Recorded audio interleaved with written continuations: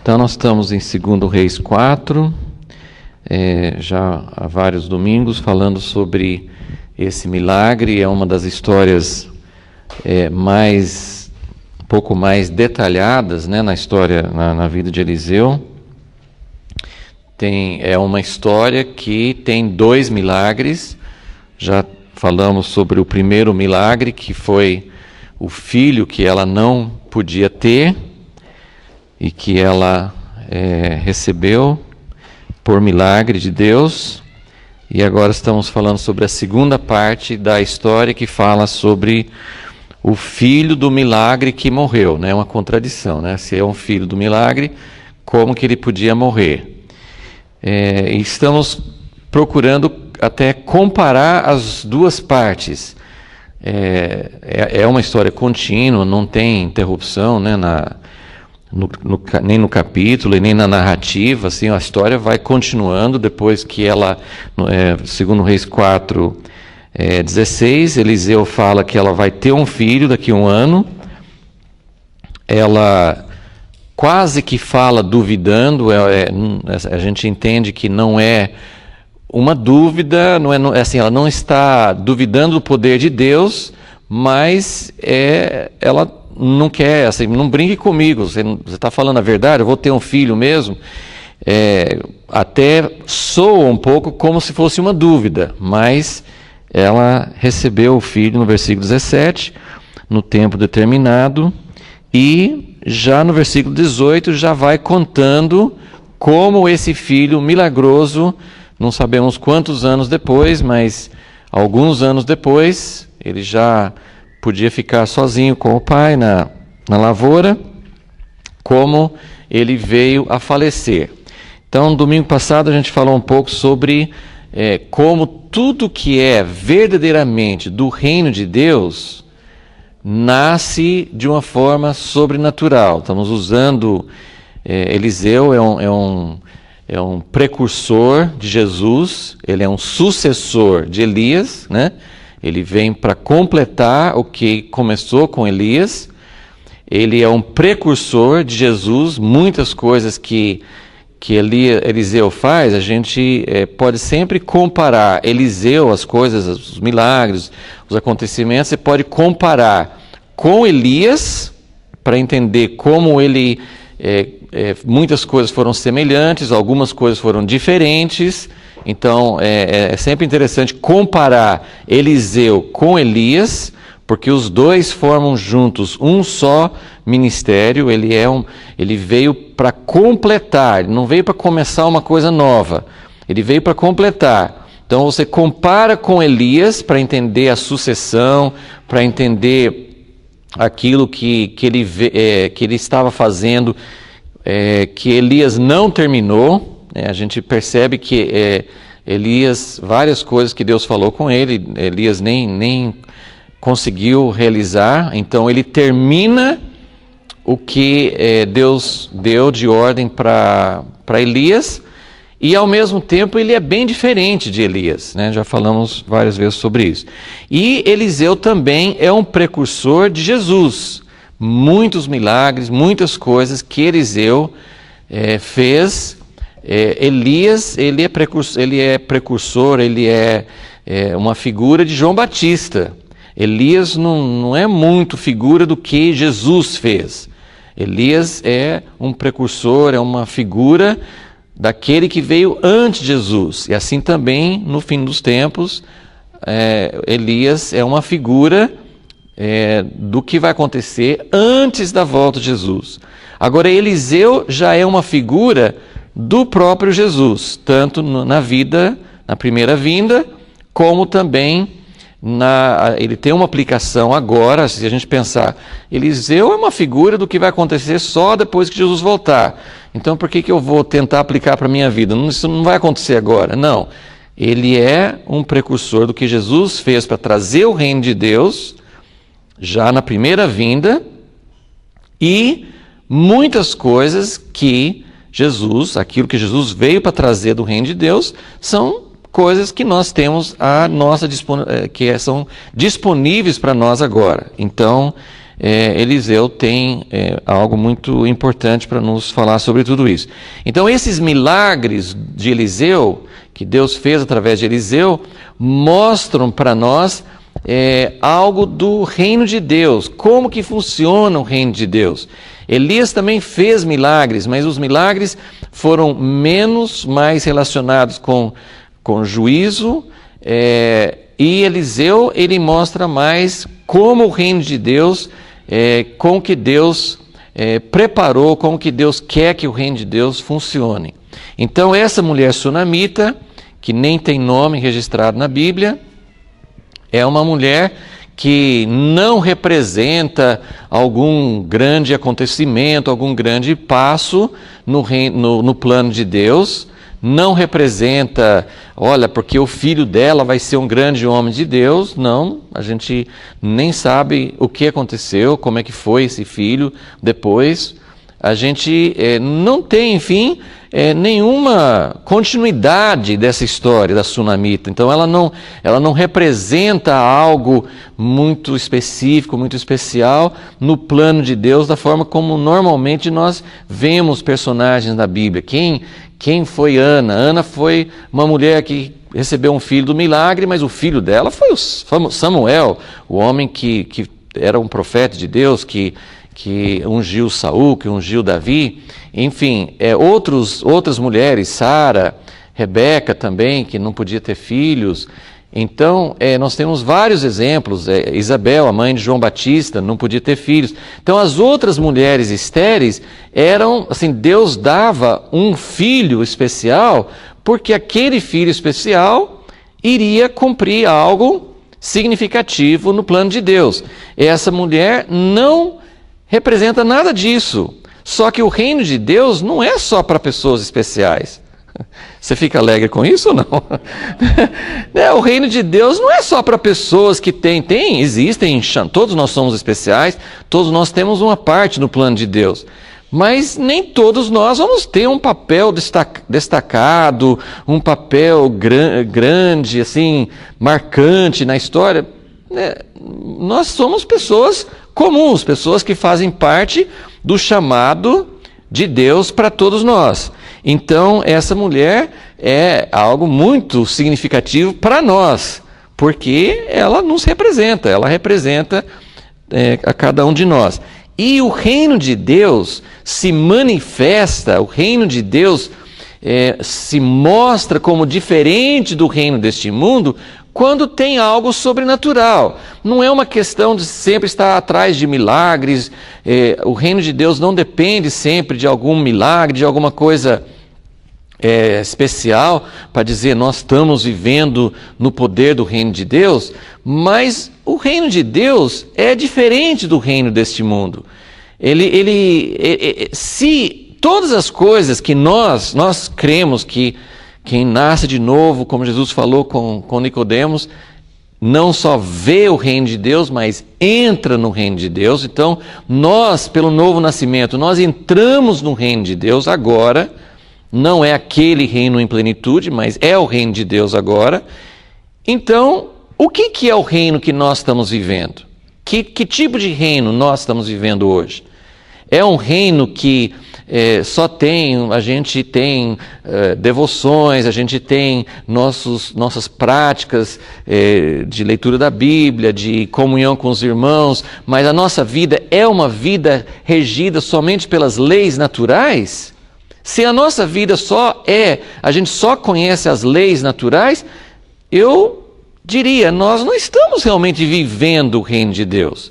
Porque o reino de Deus, para ser caracterizado, para ser realmente evidenciado como algo diferente do reino deste mundo, ele precisa ter algo que o mundo não pode produzir, algo que a carne não pode produzir. Então, por isso nós estamos olhando assim, com bastante atenção esses dois milagres que aconteceram na vida dessa mulher sunamita. Primeiro milagre, o filho nasceu. Segundo milagre, o filho ressuscitou. Deus gerou esse filho. Precisaria ter um segundo milagre? Ele já era filho do milagre. Precisava ter um segundo milagre para provar que era Deus? Não, mas ao mesmo tempo, o próprio Jesus mostrou isso. Jesus nasceu de uma virgem, milagre, totalmente fora das leis naturais.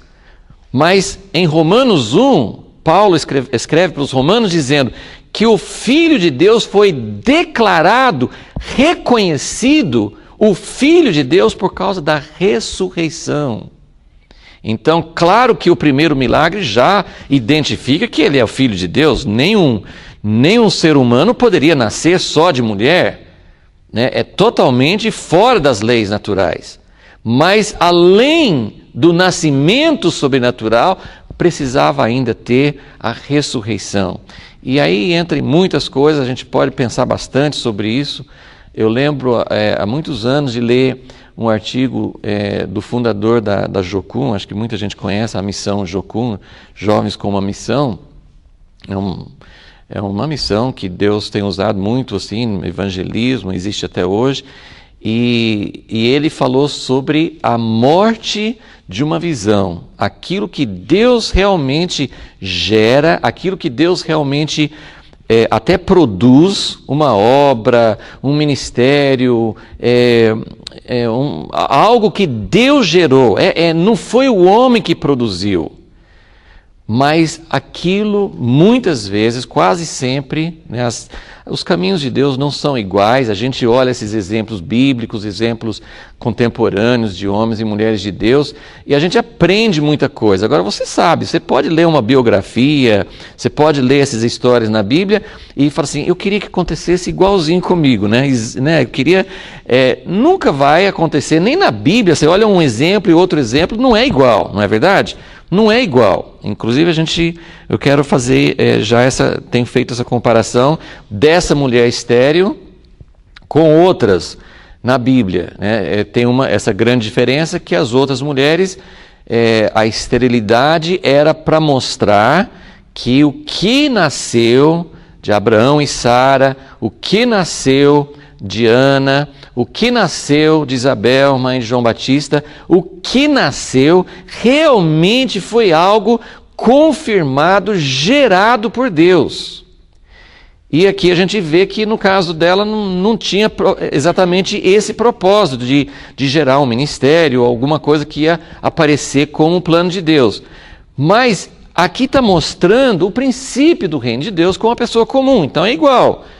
O que nasceu dela foi gerado por Deus, mas isso que nasceu dela precisou passar pela morte. E, mais uma vez, a gente leu isso domingo passado, mas eu quero ler com vocês de novo, então, o versículo 17 em diante. Só uma parte aqui, eu quero que vocês sintam o drama. Eu sempre falo assim, você quer que Deus fale com você de um texto, você quer realmente dar espaço para o Espírito Santo agir na sua vida, na sua meditação pessoal, quando você lê a Bíblia, procure sentir o drama. Se você não sentir o drama, você não vai tocar na realidade daquele texto. Assim, você vai ler como, eu conheço essa história, né? Eu sempre falo com o filme, assim, se você assiste o filme primeira vez, você não sabe como que termina, então você fica naquele suspense. Agora, depois que você já assistiu, você já sabe tudo o que vai acontecer, ou se algum engraçadinho já contou para você, antes de você assistir a primeira vez, você assiste esse filme que vai terminar assim, assim, assim. Vai, acabou a graça. Né? Você vai assistir o filme e todos aqueles momentos de suspense, o cara quase morre, o bonzinho, o mocinho ali está enfrentando a situação, vai morrer, o que vai acontecer com ele? Mas você já sabe o fim. Então você assiste o filme e fala assim, eu sei que ele não vai morrer, né? Então aqui você olha para essa história aqui e você sabe já que o filho dessa mulher vai ressuscitar. Mas não leia dessa forma. Leia essa história pensando, eu não sei o que vai acontecer. Você sabe, mas eu quero sentir porque ela não sabia. Ela não sabia. Então você tem que sentir essa história. Lembre desse ponto que a gente enfatizou bastante. Essa mulher, e a gente está comparando as duas partes da história. O primeiro milagre, que foi receber o filho, que ela não podia ter, ela essa é outra diferença de muitas outras histórias. Por exemplo, Ana. Você lembra da história de Ana? Ana quis o filho ou não quis? Ela quis o filho. O que ela fez? Ela quis o filho, daí o que ela fez? Ela orou, ela buscou, ela não ficou satisfeita. Ela orava, com certeza, na casa dela, mas ela foi lá no tabernáculo, onde, né, a presença de Deus estava. Ela buscou ali, ela fez até foi até chamada a atenção pelo sacerdote ali, que ele pensou que ela estava embriagada, porque ele via, será que não era costume as pessoas orar ali? Não sei, ele achou estranho o comportamento dela. E não foi um estranho de gritar. O estranho para ele foi ela mexer com os lábios sem sair som nenhum. Mas ela foi insistente. Diferente dessa história aqui. Essa mulher, o profeta precisou pesquisar, ir atrás. O que essa mulher precisa? Ela falou assim: eu não preciso de nada. Gente, foi a oportunidade. Você ia perder essa oportunidade? Você percebe pela história e sabe pela cultura que o que ela mais queria na vida, ela tinha marido, ela tinha possessões, ela tinha casa, ela tinha tudo. Mas mesmo que ela não tivesse aquelas coisas, o que uma mulher quer mais do que casa, mais do que possessões, mais do que conforto? O que ela queria nessa época, principalmente? O que ela queria? O filho. Então ela tinha várias outras coisas, mas o que ela mais queria era o filho. E Eliseu falou: o que você quer? Eu posso arrumar um lugar, sei lá, para o seu marido, lá junto ao rei, eu posso transferir você, eu tenho influência lá. Né? E ela falou assim: não, eu gosto daqui, eu gosto de estar no meio do meu povo, não quero nada diferente. Ela tinha a chance, ela teve a chance de falar: eu não quero isso, mas eu quero um filho. Ela não falou. Então, isso chama muita atenção na história. E ela guardava esse protocolo também, que a gente tem mostrado, assim, ela não ficava usando muita liberdade com o profeta tinha que falar com Geazi falava com ela e tal. Havia esse protocolo, essa distância de respeito. Ela tratava o homem de Deus com muito respeito, com muita reverência, com muito cuidado, que ela considerava que ele era um homem de Deus. Mas ela era uma mulher persistente. A gente vê isso muito agora nessa segunda parte da história. Ela é uma mulher muito persistente. Ela não é uma mulher tímida, ela não é uma mulher retraída, e naquela época, ainda mais, a mulher não tomava frente, não tomava iniciativa, não abordava os homens, assim, mas foi ela que convidou. Por que eu sei já antes que ela era persistente? Que foi ela que insistiu com o profeta para comer na casa dela. Foi ela que falou com o marido: vamos fazer um quarto para ele. Então, ela é uma mulher persistente, ela tem essa característica.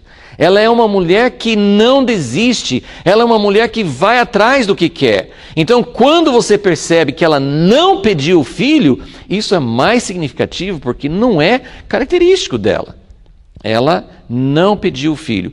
E como eu tenho falado, as histórias são diferentes, em cada uma Deus quer ensinar uma coisa. Essa história não é para dizer não peça nada para Deus. Não é para dizer isso. A gente sabe que Deus atende muitas pessoas que pedem. Mas, ao mesmo tempo, essa história mostra um princípio maravilhoso. Porque ela, ao invés de buscar o filho, ela buscou o que mesmo que nós aprendemos naquela outra aula? Ela buscou a presença de Deus. Ela convidava o profeta, ela queria o profeta num quarto, hospedar o profeta num quarto na casa dela, porque ela sentia que ele era um santo homem de Deus. Então ela queria Deus na casa dela, ela queria hospedar a presença de Deus. Então, isso é maravilhoso, porque ao invés de buscar o filho, ela busca a presença de Deus. E ela ganhou o filho. Então, isso é uma lição tremenda, né? Ela não buscou o filho e recebeu. E esse fato, porque agora a segunda parte da história é para mostrar persistência. Mas antes vamos reler esses versículos aqui. Então, versículo 17, a mulher concebeu, deu à luz um filho, no tempo determinado, no ano seguinte, como Eliseu lhe dissera. Então, o que é ler a Bíblia sentindo drama?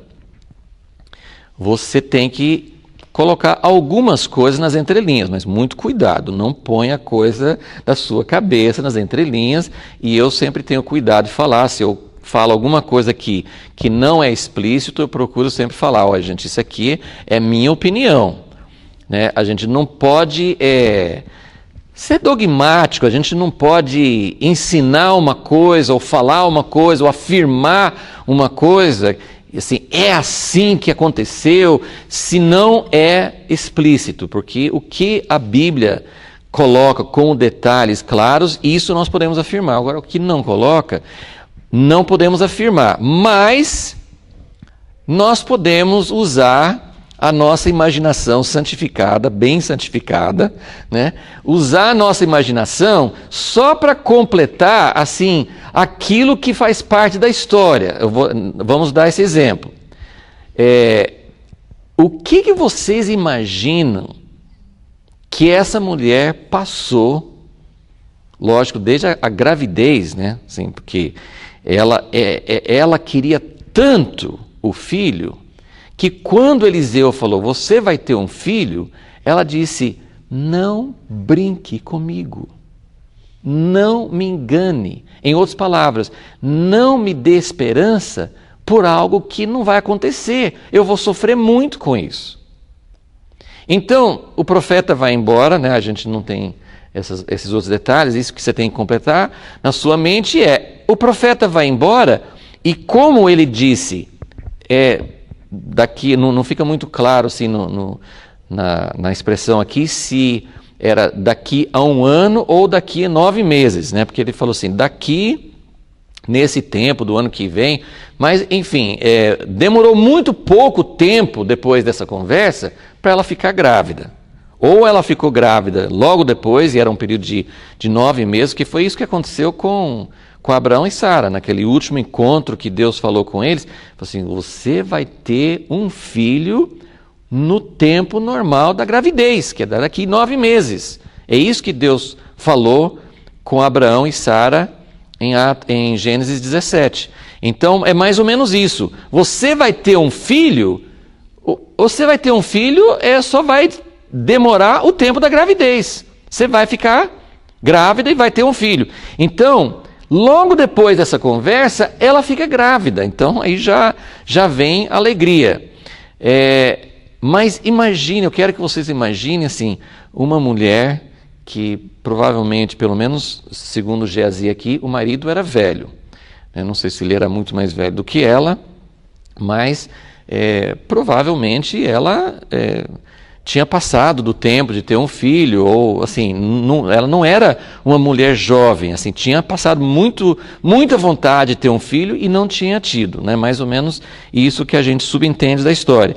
Então, primeiro a gravidez e depois o filho. Quantos anos? 4, 5, 6, 7 anos curtindo esse filho, se alegrando com o filho. Nesse período, com certeza, Eliseu já tinha passado algumas vezes e tinha visto o filho também. Então, você tem todo esse período de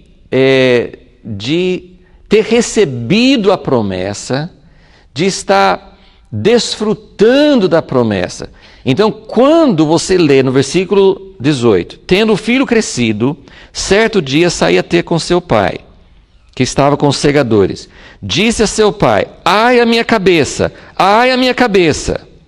Disse o pai dele ao moço, leva-o à sua mãe. Ele o tomou e o levou à sua mãe. Agora aqui o texto bíblico não conta, nessa parte aqui, não conta de emoções. Então nessa parte que a gente precisa pensar, o que essa mulher estava sentindo? Porque são, como eu falei, 4, 5, 6, 7 anos, quantos anos tem esse menino? Não sei. Mandou um servo levar, então ele não ia sozinho de volta para casa. Então ele é novinho, mas ele não é um bebê, né? Então ela tinha desfrutado dessa promessa por alguns anos. Por alguns anos, 4 anos, 5 anos, por alguns anos. Ela estava cada dia vivendo a alegria de ser mãe. E aí o empregado chega, coloca o filho no colo dela, ele fica, também não sabemos quantas horas, né, porque ele tinha ido para o campo, tinha voltado, então 9 horas, 10 horas da manhã, ele ficou, quem sabe 2 horas, algum tempo, no colo da mãe e morre no colo dela. Gente, vocês têm que sentir, isso aqui é emoção, isso aqui é drama. Só que aqui, essa mulher, nessa parte aqui, a Bíblia não conta nenhuma reação emotiva, mas conta uma mulher totalmente determinada. Então, quando a gente lê essa história, o que Deus quer falar com a gente sobre essa história? O que sobressai aqui? Eu tenho falado isso também. As histórias bíblicas, algumas são bem resumidas, não é? Algumas histórias, a gente fala assim, poxa, podia ter... Né? A gente queria saber mais detalhes, a gente queria saber. Tem histórias que a Bíblia conta muito resumidamente. Esse aqui conta um pouquinho mais com algum objetivo. Por que conta que ele foi para o campo? Né? Tem um caso, tem uma história na vida de Elias, como eu falei, assim, a gente pode comparar Eliseu com Elias. Tem uma história com Elias que é semelhante, não em todos os aspectos, mas tem um caso semelhante. Aliás, só um fato, um parênteses aqui, houve 3 pessoas que foram ressuscitadas no Velho Testamento. Só 3. E vocês já sabem de 2, né? Uma com Elias, onde ele ficou naquela viúva, lá fora de Israel, durante o tempo de seca. Agora é esse aqui, né, o filho dessa mulher aqui.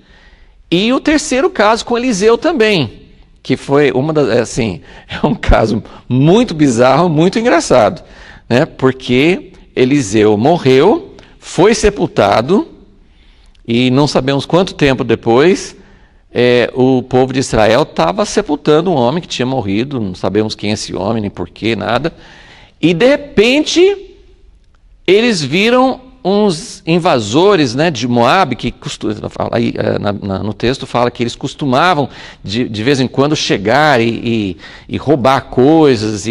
Então vieram os moabitas, eles iam enterrar o homem, provavelmente iam fazer uma outra cova e enterrar esse homem. Só que eles viram os invasores moabitas e não deu tempo de correr. Aí diz que eles jogaram o cadáver no túmulo de Eliseu, e o corpo bateu nos ossos de Eliseu e o cara ficou em pé. Né? Um caso mais bizarro de ressurreição na vida, que acho que eles iam correr dos moabitas, mas eles correram do homem que ficou de pé, né? Porque, misericórdia, né? Vai enterrar o homem às pressas, que nem dá tempo de abrir uma outra cova, joga no túmulo de Eliseu, que estava ali por perto, e o homem bate nos ossos de Eliseu e ressuscita. São esses 3 casos, quer dizer, as únicas ressurreições no Velho Testamento são com Elias e Eliseu. Bem interessante esse fato, ok? Dá para notar uma coisa? Eu acho que o Erasmo chama a atenção disso. A unção dobrada que Eliseu pediu para o Senhor, parece que o que aconteceu com Elias, ao acontecer com Eliseu, é em dobro. Em dobro, muitas coisas são em dobro, né? O número de milagres, né? Então, voltando aqui. Então, essa mulher está passando por essa situação, mas o texto não fala da emoção dela, porque ela não vai ficar simplesmente chorando a morte do filho. Desde o momento que o filho morre, versículo 20, ele fica no colo dela até o meio-dia e então morreu. Daí em diante, eu só quero agora chamar a atenção para, eu diria que essa é a característica principal dessa segunda parte dessa história, para mostrar uma mulher focada, determinada. E pensando bem em que ela não pediu o filho, e até isso é um ponto muito importante, como a gente vai mostrar, essa mulher não havia pedido o filho. Então, antes do filho chegar, ela é persistente com outras coisas, mas ela não tinha pedido o filho. Mas, agora que o filho chegou, ela não vai abrir mão dele por nada nesse mundo.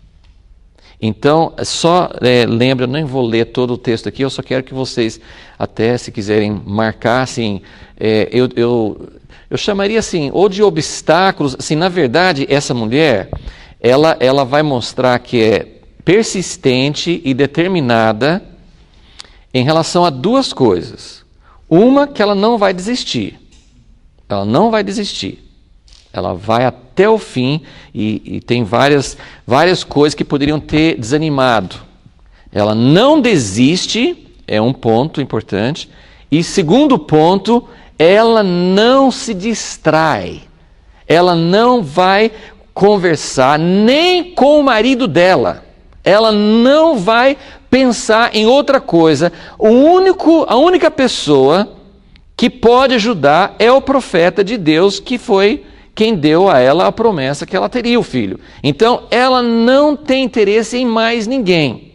Então, vamos só enumerando os fatos que contam. Por que é isso que eu falo assim, por que a Bíblia conta essa história com vários detalhes? Para mostrar isso. Ela foi persistente em dois sentidos. Ela não ia desistir. E outra coisa que atrapalha nesse momento de foco, de entender o que Deus realmente quer, é ficar conversando com quem sabe, né, assim, por favor, não entenda mal, assim, ela poderia ter conversado com o marido, é uma coisa boa na Bíblia, os marido e mulher vão conversar juntos e tal, mas a ideia aqui não é contra o marido, a ideia aqui é que, assim, ela só vai pensar numa coisa. Ela não vai ficar chorando, ela não vai ficar, meu Deus, o que aconteceu, eu tenho que me conformar. Ela só vai pensar em uma coisa: eu quero ir para o homem de Deus e eu quero perguntar por que isso aconteceu e eu não vou desistir. Então, primeira coisa, depois que ele morre, ela sobe no quarto, né? Parece que era um andar superior. Ela sobe no quarto e coloca o menino morto na cama do profeta e fecha a porta. Então, ela não vai contar para mais ninguém, não vai fazer alarde, os empregados não vão ficar sabendo, o marido não vai ficar sabendo. Ela, sem distração, sem desviar, ela coloca o menino dentro do quarto do profeta e fecha a porta. Então, ninguém entra naquele quarto, então ninguém ia ficar sabendo. Primeiro ponto. Segundo ponto, ela pede ajuda, ela tem que pedir ajuda do marido para receber um animal de montaria e um servo para ajudar ela a chegar onde o profeta estava. E eu já falei domingo passado que tem um detalhe aqui que a gente não sabe. Como é que ela descobriu onde Eliseu estava? Porque Eliseu não tinha lugar fixo e ela foi buscá-lo, foi encontrá-lo no lugar, no Monte Carmelo, que também significativamente é onde Elias foi usado para trazer fogo do céu. De acordo com os estudiosos, essa distância que ela percorreu da casa dela até o Monte Carmelo seria de mais ou menos 24 quilômetros. Para andar num burrinho é um negócio que leva tempo, né? Então ela pede para o marido e não conta o motivo. Porque se ela vai contar o motivo, aí mas não vamos fazer assim, mas acho que não é o ideal, tal. Ela não quer distração, ela já sabe onde que ela tem que buscar ajuda. Então, nesse momento, ela não quer conversa com o marido. Ela fala assim, ela falou onde que ela ia. Falou assim, me arrume um animal e um servo, porque eu vou lá no homem de Deus. E ele fala assim, mas por quê? Não é uma época, não tem porquê. E como falei domingo passado, assim, né? Faltou um pouco de esperteza, né? Porque o menino passou mal, Ele sabia que passou mal, mandou o menino de volta para a mãe. De repente a mãe quer ir lá no homem de Deus, era muito fácil, né? Pelo menos para nós, a ideia assim, era muito fácil ele somar 2 mais 2, mas ele nem passou pela cabeça dele, provavelmente, né? Vamos ajudar um pouquinho ele, né? Provavelmente ele achou que, na minha cabeça, ele achou que era uma coisa simples, ele não achou que era uma enfermidade assim tão séria, então acho que, né, não passou pela cabeça dele. Então, segundo obstáculo, assim, segundo ponto na história, é que ela não explica, e ela usa uma expressão que ela vai usar lá na frente, no versículo 23, que ele fala: por que vais a ele hoje? Não é lua nova, não é sábado. Disse ela: tudo vai bem. Tudo vai bem, e tudo estava mal, terrivelmente mal, né? Então ela vai usar isso de novo quando ela encontra com Geazi. Ok, então, segundo ponto, né, que ela precisa focar, ela não vai parar para conversar com o marido. Aí viaja, ela falou assim: toca esse burrinho aí e não pare, só se eu mandar diminuir. Vai rápido que nós temos pressa. Então, ela vai correndo para o Monte Carmelo, 24 quilômetros.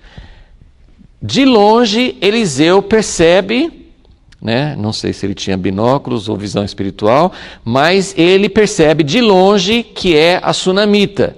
E ele fala com Geazi: vai lá. É interessante essas coisas, né? Porque tudo na história inteira é sempre assim: fala com Geazi, Geazi fala com ela, né?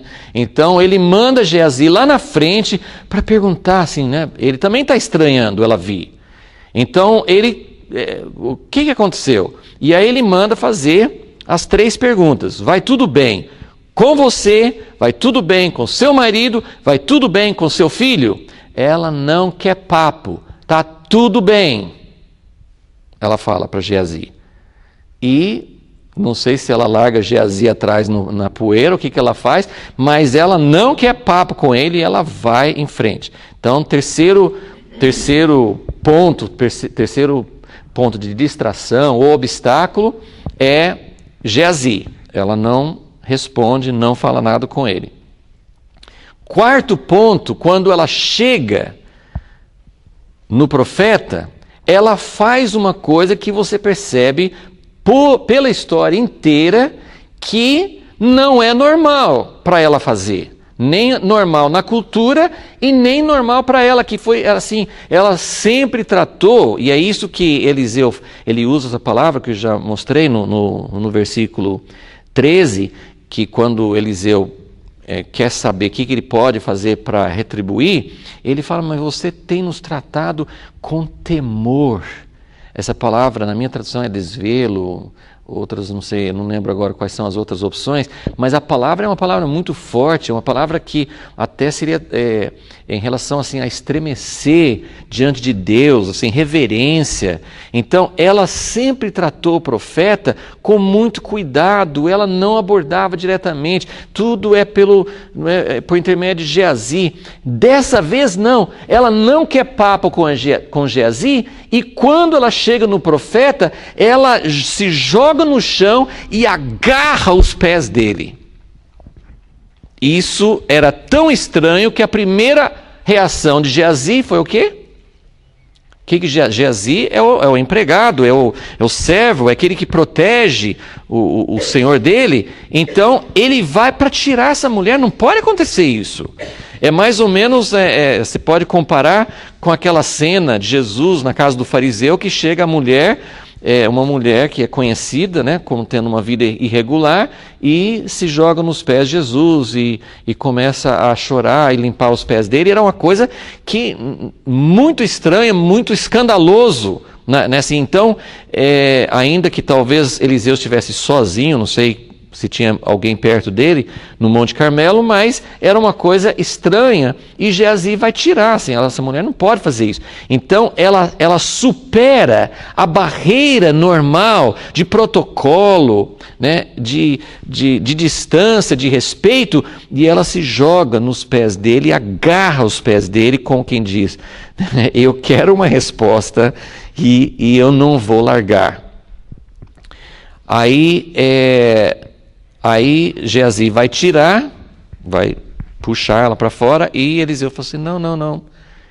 Ela está com a alma angustiada e Deus não me mostrou. Essa frase é muito significativa, né?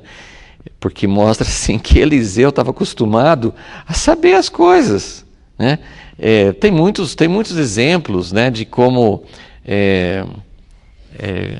o profeta, tinha um profeta que Jeroboão foi consultar, acho que Abias, né, que foi consultar e Deus, assim, o profeta era cego e Deus falou antes dele chegar, Jeroboão vai chegar assim. Então os profetas, eles sabiam antes as coisas que iam acontecer. Então Eliseu acha muito estranho essa mulher aparecer de repente e Deus não ter mostrado nada para ele. Mas tudo faz parte, Deus não mostrou, porque toda a história é para mostrar a persistência, a insistência, a perseverança dessa mulher. Então ele fala assim, Geazi, deixa quieta, porque eu não sei o que aconteceu, Deus não me mostrou, mas tem algo muito sério acontecendo com ela. E aí ela fala, agora presta atenção no que ela fala, versículo 28. Disse ela, pedi eu a meu senhor algum filho? Não disse eu, não brinque comigo, essa é a minha tradução aqui, não me enganes, não levantes a minha esperança. Agora aqui, gente, aqui tem uma chave muito importante para a gente entender. É lógico que a gente nunca vai saber segredos, mas o que eu quero chamar a atenção nesta manhã é a persistência. E nós precisamos de persistência, né? O reino de Deus é alcançado por pessoas persistentes, sedentas, pessoas que sabem o que querem, pessoas que vão atrás. A gente pode depois dar, se der tempo hoje, a gente pode dar alguns exemplos, mas de onde vem a persistência? É uma coisa muito errada que nós cristãos e nós pregadores e assim muitas pessoas fazem, é você pegar um exemplo bíblico, né, como esse aqui, e a gente poderia dar vários outros exemplos de persistência na Bíblia. Vamos falar daquela mulher Ciro Fenícia, né, que foi pedir para Jesus, né? Depois a gente pode até ler a passagem, mas é uma passagem que tem drama também, né? Porque é uma mulher que a filha está endemoniada, está padecendo, e os evangelhos assim tem alguns detalhes que mudam, né? De Mateus para Marcos, por exemplo.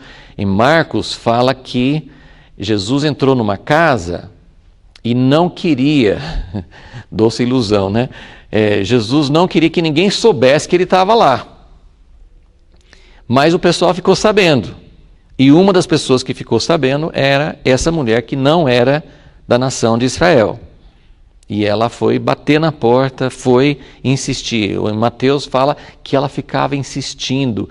E que quando ela insistia, primeiro Jesus não falava nada. Jesus demonstrou, assim, até uma coisa, essa história, não sei vocês, eu acho difícil, assim, depois a gente descobre também aquilo que eu falei, assim, no fim, você sabe o que Jesus queria, mas você tem que passar pelos passos da história pensando, ninguém sabe por quê, Jesus está demonstrando uma atitude até comum para os judeus, essa atitude de Jesus era comum, os judeus não falavam com samaritanos, com pessoas assim, né, desdenhavam. Então Jesus usar essa atitude, nem respondeu. E aí ela continua falando. Quando ele vai falar, ele dá uma patada forte assim, tipo, eu não vou pegar do pão que eu trouxe para os filhos e dar para os cachorrinhos. Isso é uma expressão racista ou não é? Né? Isso é uma atitude arrogante de judeu que se achava superior, mas Jesus estava testando, então a gente depois vai descobrir. Mas essa mulher foi uma mulher insistente. Ela foi uma mulher insistente. Aliás, eu acho que a maioria dos exemplos, né, acho que os homens precisam aprender um pouquinho, porque a maioria dos exemplos de pessoas persistentes na Bíblia eram mulheres, né? Então, ela foi persistente e humilde. Ela não levou assim, poxa, eu achando que esse homem ia abençoar minha filha, agora ele me trata com desprezo, porque eu não sou judia. Eu não quero nada a ver com esse homem, nem com esse Deus que ele tem, porque se ele fala assim comigo, como que eu posso acreditar que é de Deus? Não, ela falou assim, mas até os cachorrinhos podem comer uma migalha, não tem uma migalhinha para mim? Olha que humildade e que persistência. E você sabe que o desespero gera humildade, não é verdade? Aquilo que você nunca teria coragem de fazer, quando você está desesperado, você faz, né? Você se humilha, porque ela tinha uma filha sofrendo. Então, ela se humilha e fala assim, tá bom, Senhor, eu sou uma cachorrinha, mas uma migalhinha pode ter para mim. Só que depois Jesus dá um elogio que apagou todo assim, ele falou assim, eu não achei fé nem em todo Israel igual essa mulher. Puxa vida, né? Ela ficou registrada nas Escrituras como uma mulher que tinha muito mais fé. E o que ela tinha? Ela tinha persistência por causa da necessidade, né?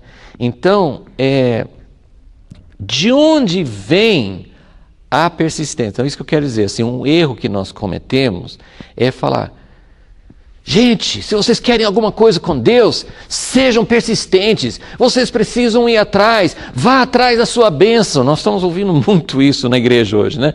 Vai atrás do seu sonho, vai atrás da sua bênção.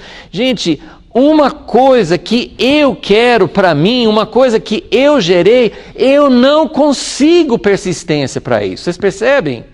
Não tem, você pode tentar, você pode falar assim, não, eu quero mesmo. E isso tem exemplos na vida secular, nem relacionado com coisas da Bíblia, tem exemplos de homens e de mulheres que foram atrás de algo e conseguiram.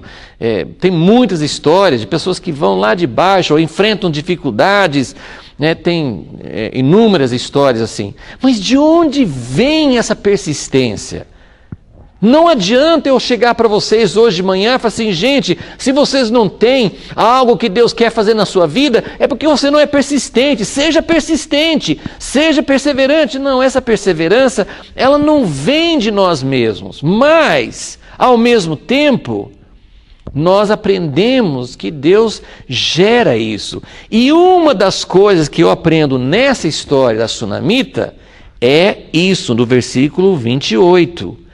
Por que essa mulher podia ser persistente? Isso pode ter outras razões, mas nessa história, por que ela podia ser persistente? Porque ela disse, não fui eu que pedi. Ah, que coisa tremenda! Nesse caso, se ela tivesse mexido os pauzinhos, até a gente pensa assim, Deus deixa mexer os pauzinhos com ele? Ele deixa. Tem gente que insiste com Deus e Deus faz, mas não significa que era aquilo que Deus queria fazer. É verdade, tem gente que recebe respostas de Deus, mas não era aquilo que Deus queria. Tem exemplos bíblicos sobre isso. Você pode pedir, insistir. Um exemplo até difícil de interpretar, mas só para servir como ilustração aqui, foi o rei Ezequias, que ia morrer, Deus falou com ele, você vai morrer, acabou. E ele insistiu com Deus para dar mais tempo de vida para ele. Deus deu tempo de vida para ele e ele gerou um filho que foi o pior rei de Judá, Manassés. Então, e outras coisas, assim, o que conta da vida de Ezequias depois que ele ganhou mais 15 anos de vida foi só coisa ruim. Então você pensa assim, Deus, será que era isso que Deus queria? Então, é uma grande interrogação, eu não sei responder essa pergunta, mas é um possível exemplo de alguém que insistiu com Deus e ganhou, mas não era exatamente o que Deus queria. Agora, essa mulher, ela não tem esse problema. Ela não precisa pensar, será que Deus quer?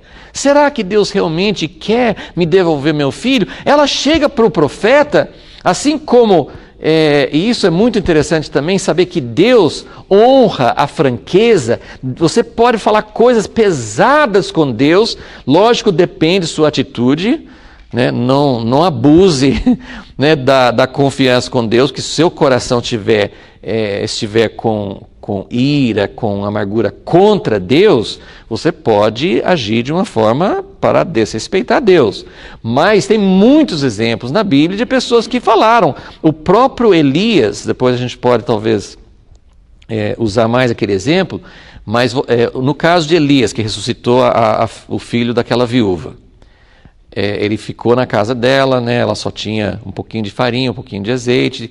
Elias falou assim, não, você pode fazer um bolinho para mim, essa farinha, esse azeite não vai acabar. E ele ficou na casa dela por bastante tempo, até chegar o momento de Deus trazer chuva de volta. Nesse meio tempo que ele ficou com ela, Deus fazendo um milagre na vida dela, que todo dia tinha mais um pouquinho de farinha. Deus não falou assim, vou te dar 3 sacos de farinha para você passar mais 2 anos. Não, ele dava só o de hoje, só o de manhã. Cada dia, né, com o maná, só tinha o tanto para aquele dia. Será que vai acabar? Será que não? Todo dia era uma nova confiança em Deus.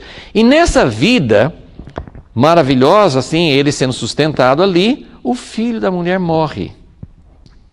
E a mulher chega brigando com ele. Por que você vê? Assim, poxa, ela teria morrido, né? Ela e o filho. Ela falou assim, estou fazendo o último bolinho, nós vamos morrer. Mas ela chega para o profeta e fala assim, você veio para trazer meus pecados, a lembrança de Deus, e por isso que meu filho morre? Ela não entende, ela está ali assim perguntando. E Elias, o grande profeta Elias, ele vai para Deus e faz a mesma pergunta, não exatamente igual, mas ele fala assim, ele também faz a pergunta, Deus, como é que é esse negócio? O Senhor me trouxe aqui para essa mulher e depois mata o filho dela? Ele também briga com Deus e ora e busca. Então, essa pergunta aqui é uma pergunta assim, meio assim, ela tá angustiada e ela tá falando, como é isso? Eu não pedi o filho, agora eu vivo, por isso que é o drama, né? Eu vivo 4, 5 anos me deleitando com esse filho, agora eu pergunto, o que é pior? Nunca ter tido um filho ou ter um filho por 5 anos e perder o filho? O que é pior? Qualquer pai e mãe sabe. Se você pensa assim, o que seria melhor? Eu nunca ter um filho? Seria muito ruim. Quem já tem os filhos, pensar, puxa, eu ficar sem a minha filha, sem o meu filho, eu nunca ter tido aquele filho, quanta coisa que eu ia perder. Você pensa em todos os momentos maravilhosos com os filhos, mas e pensar em ter o filho e perder o filho? Então, ela está fazendo uma pergunta muito amargurada, por um lado, mas, por outro lado, é isso que dá base, isso é um princípio muito importante para nós no reino de Deus, que eu estou querendo mostrar qual é o princípio do reino de Deus. O reino de Deus é produzido, é gerado por algo que nós não podemos gerar por nós mesmos. Se você faz alguma coisa para o reino de Deus que você conseguiria fazer sem Deus, você fala assim, ninguém faz nada sem Deus, toda a nossa vida vem de Deus. Eu não estou falando nesse sentido. Eu estou falando assim no sentido de capacidade natural que Deus nos dá. Tem muita coisa que hoje é feita na obra de Deus que a gente faz, né? Eu nem lembro quem foi que falou isso, acho que vários homens famosos falaram isso, não sei se foi Tozer, alguém falou assim, se tirar o Espírito Santo da igreja, hoje, 95, não sei quanto que ele falou, 95, 99% das coisas que nós fazemos na igreja continuariam igualzinho, a gente nem ia perceber que Deus foi embora.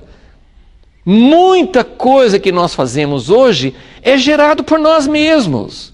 Então, o que é reino de Deus é gerado por Deus, mas também pode passar pela morte, porque é isso que aquele fundador da Jocum falou.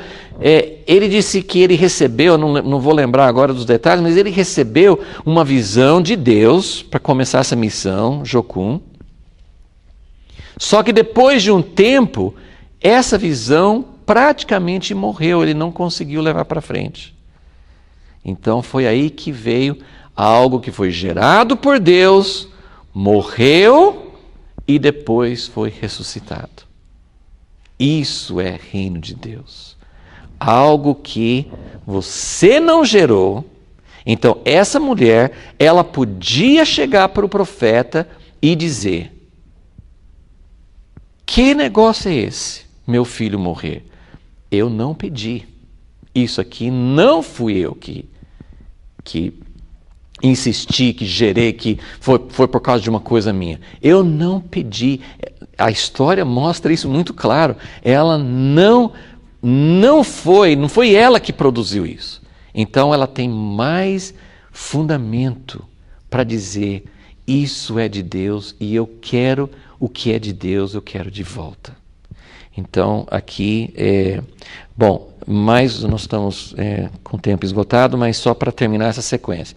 Eu não sei em que ponto que eu parei, né? Mas só estou enumerando esses pontos de resistência, né? Já falei quantos? 5? 4? Assim, eu comecei desde o início falando assim, foram vários pontos na história. O último ponto foi esse que ela agarrou os pés do profeta. Agora tem mais um. O profeta, aqui é interessante, porque ele não sabia o que tinha acontecido com a mulher, então ela faz essa pergunta, mas ela não disse que o filho morreu. Percebeu isso? Ela não disse. E o profeta, tem até uma frase lá na frente que pode dar a entender que Eliseu nem sabia direito que tinha morrido, que ele podia pensar que ele estava muito doente, né? Então, mas ele sabe que é muito sério, então ele fala com Geazi: Geazi, vai rápido, leva o meu cajado, o meu bordão, que Deus, né, faz muitas coisas através desse bordão, com certeza. Então ele entrega para Geazi, ele passa essa autoridade, é uma coisa que Jesus fez, ele mandou os 12 para ir curando, eles ainda não eram cheios do Espírito Santo, então Jesus deu autoridade. Eliseu, isso aqui é uma coisa que acontecia, ele passa essa autoridade para Geazi e fala assim: vai lá, coloca o cajado no rosto do menino. E a mulher ficou contente com isso? De jeito nenhum. Geazi foi embora, mas a mulher ficou agarrada nos pés de Eliseu ainda e falou uma frase que ela provavelmente não sabia, que era a mesma frase que Eliseu falou com Elias. Lembra?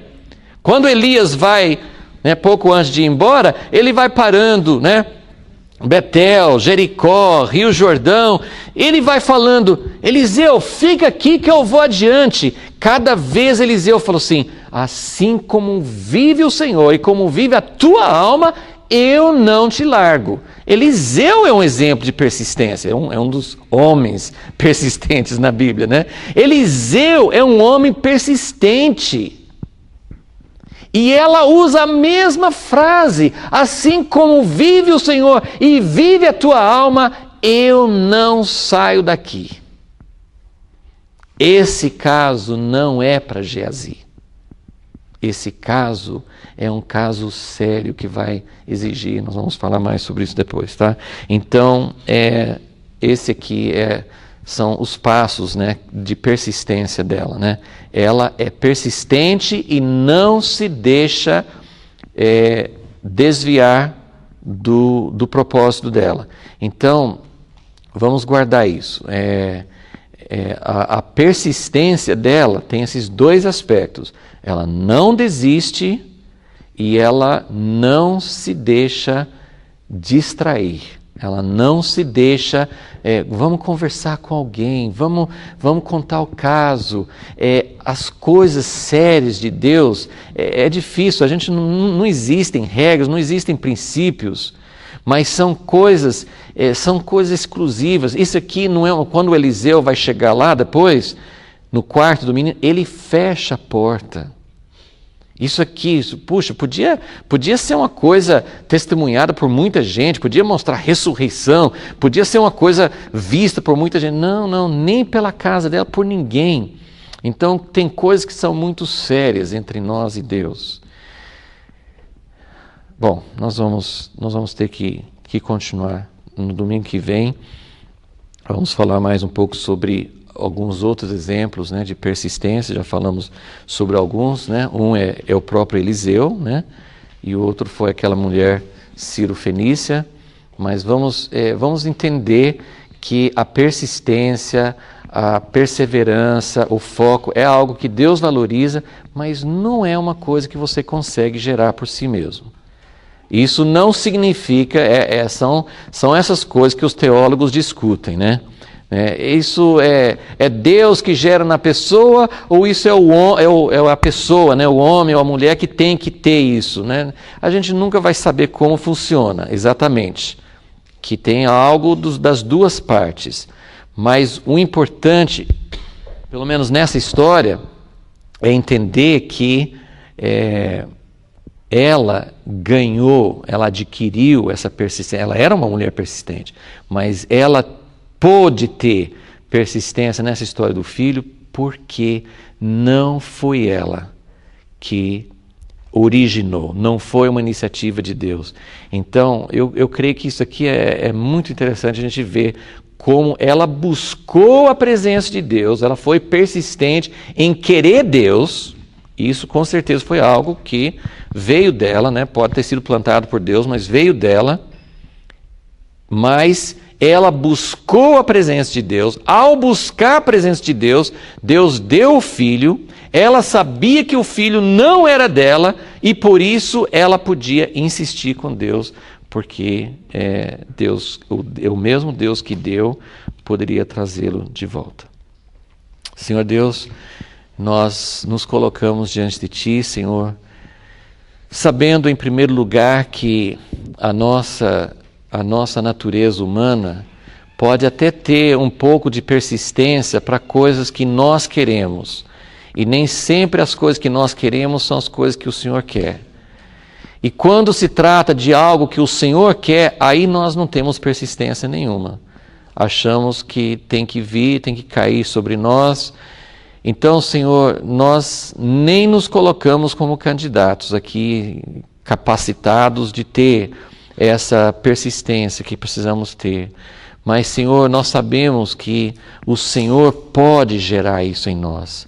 E que o Senhor está procurando pessoas, assim como o Senhor falou com aquela mulher, Ciro-Fenícia, que não tinha encontrado tão grande fé em todo Israel, como naquela mulher que nem era do teu povo.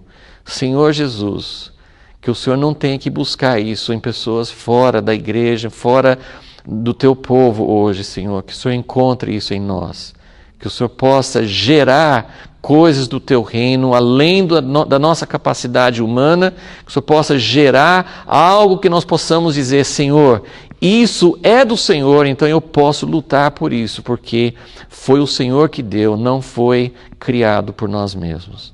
Senhor, em nome de Jesus, te pedimos isso. Amém.